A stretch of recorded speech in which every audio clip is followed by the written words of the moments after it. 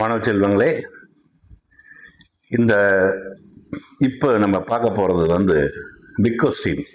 Big கொஸ்டின்ஸ்னா CBSE பொறுத்த வரைக்கும் பார்க்கும்போது 6 மார்க்கு தான் பிக் கொஸ்டின்ஸ் உங்களுக்கு.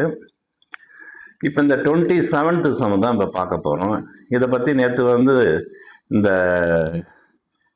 ஃபார்மெட் மாதிரி ஒன்று சொல்லி கொடுத்துட்டு, ரிவல்யூஷனை கொண்டு ஃபார்மெட் மாதிரி ஒன்று சொல்லி கொடுத்துட்டு, அதுக்கு அடுத்தது கொஸ்டினில் பொறுத்த வரைக்கும் பேலன்ஸ் ஷீட்டு கொடுத்துருப்பாங்க. அந்த பேலன்ஸ் ஷீட்டில் அசட் சைடில், லைபிலிட்டி சைடில் தான் மேக்ஸிமம் நம்ம க்ளீனாக நோட் பண்ணணும்.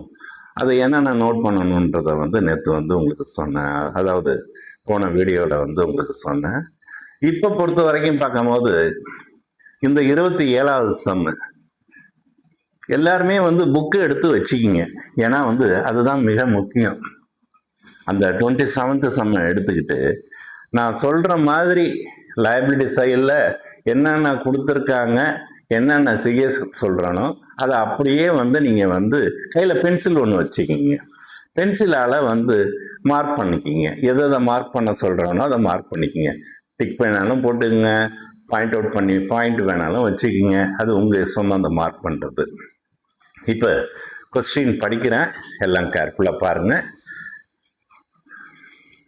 Given below is the balance sheet of A and B who are carrying on partnership business on 31/12/2016.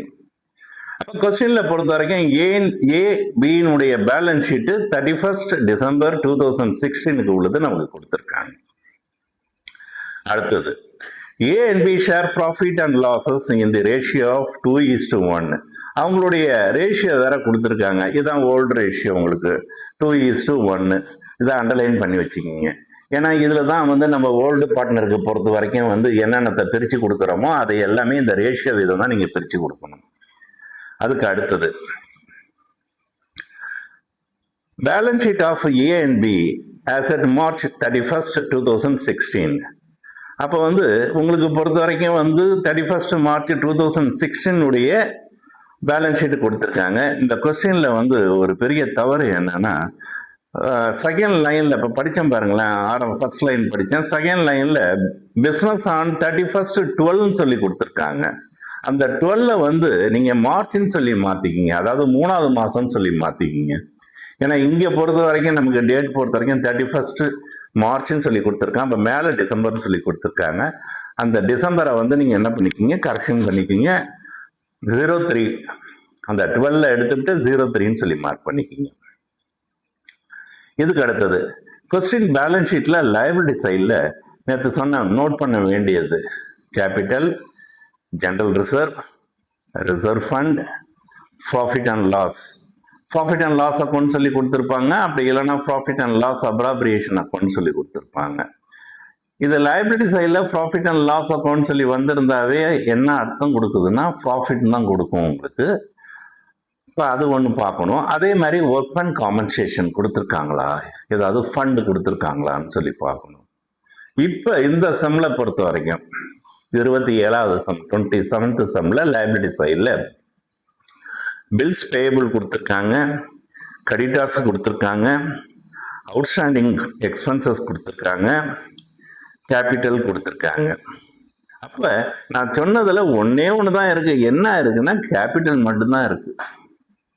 General reserve இல்லை, ரிசர்வ் ஃபண்ட் இல்லை, ப்ராஃபிட் அண்ட் லாஸ் அக்கௌண்ட் இல்லை. அதுக்கு அடுத்து இந்த ஒர்க்மேன் காம்பன்சேஷன் ஃபண்டு அதுவும் கிடையாது. இந்த ப்ராஃபிட் அண்ட் லாஸ் மட்டும் லயபிலிட்டி சைடில் இல்லைன்னா நீங்கள் எங்கே நோட் பண்ணணும்னா அசட் சைடில் பாருங்கள். அசட் சைடில் வந்து ப்ராஃபிட் அண்ட் லாஸ்ன்னு சொல்லி கொடுத்துருந்தாங்கன்னா அது லாஸ்ன்னு அர்த்தம். இப்போ இந்த சைடில் வந்து அசட் சைடில் பார்க்குறீங்க, அங்கேயும் ப்ராஃபிட் அண்ட் லாஸ் இல்லை. அதனால் நம்ம அதை கவலைப்பட வேண்டியதில்லை. நமக்கு இருக்கிறது ஒன்றே ஒன்று தான் இருக்குது. என்ன இருக்குன்னா கேபிட்டல் மட்டும்தான் இருக்குது. கேபிட்டலில் மட்டும் நீங்கள் பாயிண்ட் அவுட் பண்ணி வச்சுக்கிங்க. அடுத்தது அதாவது 103வது பக்கத்தில், அதாவது 103 பேஜில் கண்டினியூஷன் வருது பாருங்க. C is admitted as a partner on the date of the balance sheet on the following terms.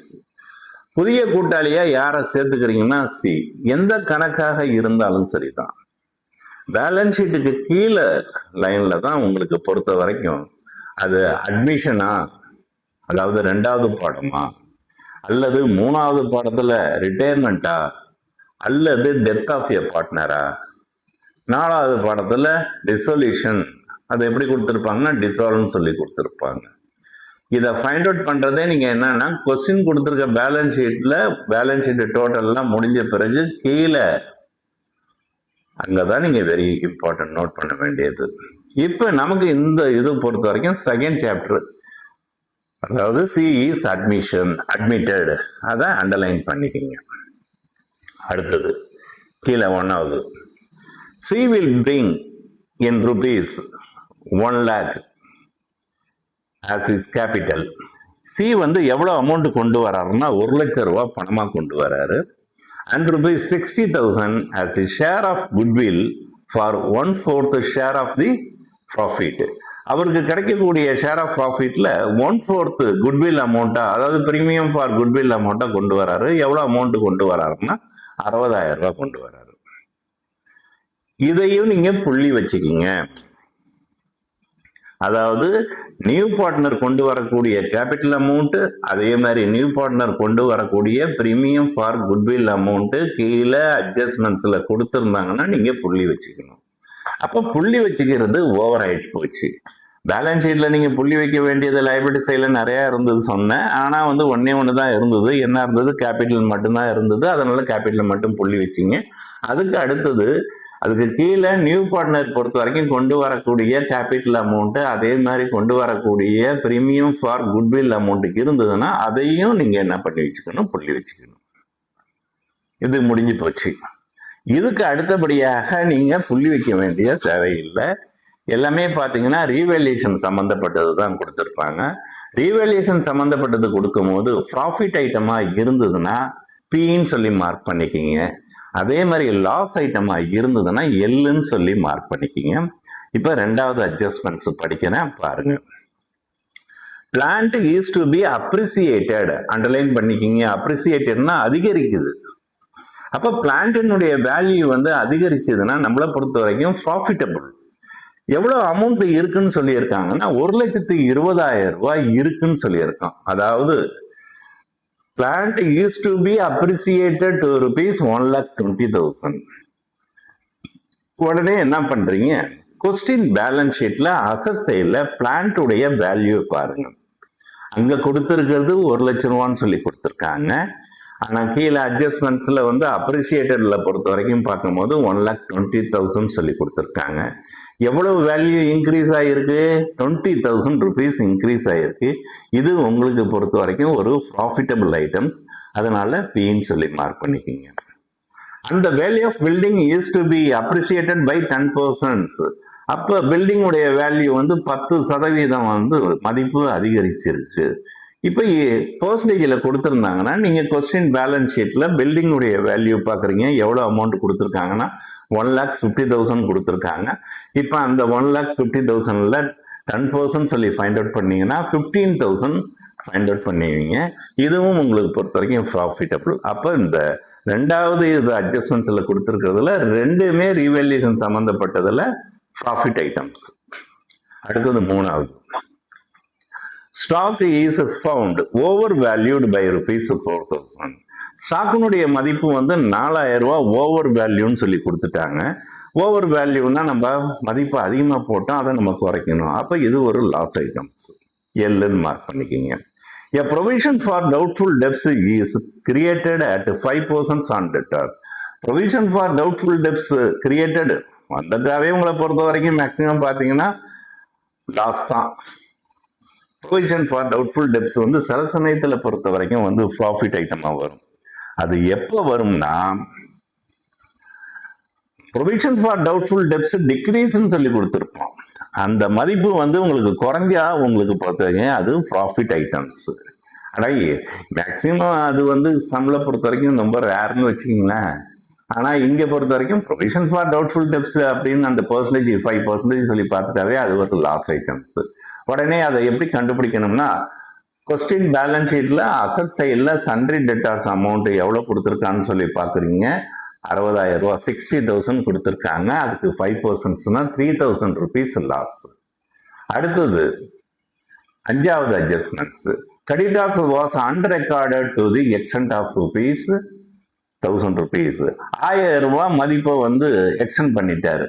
அப்போ கொஸ்டின்ல பாருங்க, கிரெடிட்டார்ஸ் அமௌண்ட் நம்ம ஆக்சுவலா 58,000 ரூபாய் கொடுக்கணும், 58,000 தான் கொடுக்கணும். ஆனா இப்ப என்ன சொல்லிட்டாரு, 1000 ரூபாய் எக்ஸ்டெண்ட் பண்ணிட்டாரு, அதிகப்படுத்திட்டாரு. இது ஒரு லாஸ் ஐட்டம்ஸ். அப்ப ரீவல்யூஷன் அக்கௌண்ட்ல ப்ராஃபிட் ஐட்டம் சொல்லி பார்க்கும்போது 2, லாஸ் ஐட்டம்ஸ் பொறுத்த வரைக்கும் ஒரு 3. இப்ப பொறுத்த வரைக்கும் பார்க்கும்போது இப்ப இந்த கொஸ்டின் நான் எக்ஸ்பிளைன் பண்ணி முடிக்கிறப்ப வந்து கடைசி லாஸ்ட் இதுல தான் வந்து என்ன ஃபைண்ட் அவுட் பண்ண சொல்றாங்கன்னு சொல்லி பாருங்க. First the necessary journal entries. Journal entries கேட்டிருக்காங்க, ப்ரிப்பேர் த ரிவல்யூஷன் அக்கௌண்ட் கேட்டிருக்காங்க, அண்ட் பார்ட்னர்ஸ் கேபிட்டல் அக்கௌண்ட் கேட்டிருக்காங்க, and show the balance sheet after the admission of C. அப்ப சிஎ சேர்த்துட்ட பிறகு உள்ள பேலன்ஸ் ஷீட்டும் கேட்கறாங்க. இது கேட்கக்கூடிய மார்க்கே பார்த்தீங்கன்னா 6 மார்க் கொஸ்டின். இவ்வளவும் போட்டீங்கன்னு வச்சிங்களா கிட்டத்தட்ட அரை மணி நேரத்துக்கு மேலே ஆகும், 1/2 ஹவருக்கு மேலே ஆகும். ஆனால் 6 மார்க்கு பொறுத்த வரைக்கும் மேக்சிமம் அவங்க கேட்கறதுன்னா journal entries, revaluation, capital account முடிச்சுப்பாங்க. பேலன்ஸ் ஷீட்டு ரொம்ப ரேர்னு வச்சிங்களேன். இதில் வந்து ஜர்னல் என்ட்ரிஸ் கேட்டிருந்தாங்கன்னா ஒர்க் அவுட் பண்ணுங்க. ஜர்னல் என்ட்ரிஸ் கேட்கலன்னு வச்சிங்களேன், நீங்கள் அதை போட்டுட்டு இருக்க வேண்டாம், நேராக ரீவல்யூஷன் அக்கௌண்ட்டுக்கு வந்துருங்க. அதுக்கு அடுத்து கேபிட்டல் அக்கௌண்ட். ரீவல்யூஷன் அக்கௌண்ட்ல ஒவ்வொரு டிரான்சாக்ஷனுக்கும் 1/2 மார்க், அரை மார்க், அதை நல்லா நான் வச்சுக்கிங்க. அதே மாதிரி கேபிட்டல் அக்கௌண்ட்ல எந்தெந்த அமௌண்ட் எடுத்து டிரான்ஸ்ஃபர் பண்றீங்களோ அதுக்கும் அரை மார்க் தான். எப்பொழுதுமே ஃபுல்லா, அதாவது கடைசியா கரெக்டா பை பேலன்ஸ் கேரி டவுன், அதுதான் ஆன்சரா வரக்கூடியது. அதுக்கு மார்க் கிடையாது, ஸ்டெப்ஸுக்கு மார்க் உண்டு. ஒவ்வொரு ஸ்டெப்ஸுக்கும் பொறுத்த வரைக்கும் மார்க் உண்டு. அதனால பயம் இல்லாம தெளிவா அட்டன் பண்ணுங்க. இப்ப நான் கொஸ்டின் உங்களுக்கு ஃபுல்லாவே எக்ஸ்பிளைன் பண்ணிட்டேன். இது வந்து நான் வந்து 27th சம்முக்கு எக்ஸ்பிளைன் பண்ணது. அடுத்தது இப்ப ஆன்சருக்கு வரப்போறோம். உங்களுக்கு பொறுத்த வரைக்கும் இந்த வீடியோவில் காட்டுறது பொறுத்த வரைக்கும் பார்த்தீங்கன்னா ரீவேல்யூஷன் அக்கௌண்ட் ஒன் சைடில் போட்டிருக்கேன். அடுத்தது பார்த்தீங்கன்னா கேபிட்டல் அக்கௌண்ட் வந்து நான் டபுள் சைடில் தான் போட்டிருக்கேன். காரணம் என்னன்னா 3 பேருக்கும் வந்து நான் வந்து அமௌண்ட் ஃபில்அப் பண்ணணும். அப்போ டெபிட் சைட்லையும் கிரெடிட் சைட்லையும் நான் வந்து போடும் போது எனக்கு சிங்கிள் சைடில் போட்டேன்னா வந்து ஸ்பேஸ் பத்தாது, ரொம்ப நெருக்கி எழுதுற மாதிரி இருக்கும். அதனால நான் டபுள் சைடில் போட்டிருக்கேன். அந்த டபுள் சைடில் உங்களுக்கு வீடியோவில் தெரியறது பார்த்தீங்கன்னா இந்த பார்ட்னர்ஸ் கேபிட்டல் அக்கௌண்ட்ல கை வச்சிருக்கேன் பாருங்க. இந்த பார்ட்னர்ஸ் கேபிட்டல் அக்கௌண்ட்ல டெபிட் சைடில் பார்த்தீங்கன்னா ஏபிசி 3 பேருக்கும் காலம் போட்டிருக்கேன். டெபிட் சைடில் எந்த டிரான்சாக்ஷனும் இல்லை, ஒன்னே ஒன்று தவிர கடைசியா பேலன்ஸ் ஆகக்கூடியது 2 பேலன்ஸ் கேரி டவுன், அதாவது அவங்களுடைய க்ளோசிங் கேபிட்டல் அமௌண்ட். இது மட்டும்தான் தெரியும் உங்களுக்கு. அதுக்கு அடுத்தது பொறுத்த வரைக்கும் டோட்டல் அமௌண்ட் தெரியுது. ஆனா கிரெடிட் சைடு உங்களுக்கு தெரியல. கிரெடிட் சைடு இந்த சைட்ல இருக்கு, வீடியோல தெரியல உங்களுக்கு. அதே மாதிரி ஜர்னல் என்ட்ரிஸ் கேட்டிருக்காங்க பாருங்க, அதுவும் இந்த சைட்ல தான் இருக்கு, அதுவும் இந்த வீடியோல தெரியல. சம் போடும் போது முதல்ல ரீவேல்யூஷன் அக்கௌண்ட் லெஜர் அக்கௌண்ட்ஸ் போட்டுக்குங்க. லெஜர் அக்கௌண்ட்ஸ் போட்டுட்டீங்கன்னா உங்களுக்கு ஜர்னல் என்ட்ரிஸ், அதாவது ரீவேல்யூஷன் சம்பந்தப்பட்ட ஜர்னல் என்ட்ரிஸ் ரொம்ப சிம்பிள் ஆயிடும். அதனாலதான் இப்போ உங்களுக்கு முதல்ல லெஜர் காட்டுறேன். அதுக்கு அடுத்தது பொறுத்த வரைக்கும் பார்க்கும்போது ரீவேல்யூஷன் ஜர்னல் என்ட்ரிஸ், அதாவது அதுக்கு அடுத்தது நியூ பார்ட்னர்ஸ் கொண்டு வரக்கூடிய கேபிட்டல் அமௌண்ட், அவர் கொண்டு வரக்கூடிய பிரீமியம் ஃபார் குட்வில் அமௌண்ட். அந்த பிரீமியம் ஃபார் குட்வில் அமௌண்ட்டை ஓல்டு பார்ட்னர் 2 பேரும் ஓல்டு ஷேரிங் ரேஷியோவில் பிரித்து எடுத்துக்கிறதையும் அந்த என்ட்ரிஸில் உங்களுக்கு சொல்கிறேன் நான். இப்போ நெக்ஸ்ட் வீடியோவில் தான் நான் வந்து நமக்கே வந்து இதில் ஃபுல்லாகவே நான் எக்ஸ்பிளைன் பண்ணுறது நெக்ஸ்ட் வீடியோவில். எல்லாருமே இந்த வீடியோ பாருங்கள், லைக் பண்ணுங்கள், சப்ஸ்கிரைப் பண்ணுங்கள், ஷேர் பண்ணுங்கள்.